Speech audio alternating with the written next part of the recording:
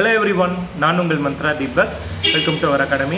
So நம்ம இந்த ஷார்ட்ஸில் என்ன பார்க்க போகிறோம் அப்படின்னா, இன்னும் ஒரு கம்மிங் ஃப்ரைடேயில் உங்களுக்கு குரூப் 4க்கான நோட்டிஃபிகேஷன் வரப்போகுது.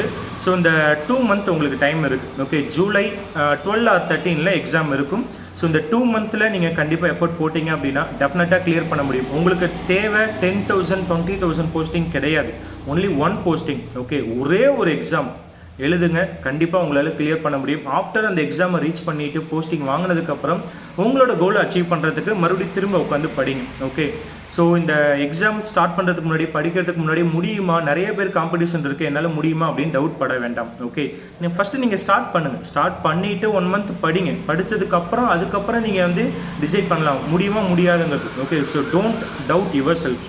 ஃபஸ்ட்டு ட்ரை பண்ணுங்கள், அதுக்கப்புறம் முடியுமா முடியாதுன்னு அப்புறமா நம்ம பார்த்துக்கலாம். ஓகே, ஸோ முடிஞ்ச அளவுக்கு படிங்க, டைம் வேஸ்ட் பண்ணாதீங்க. Okay, thank you so much.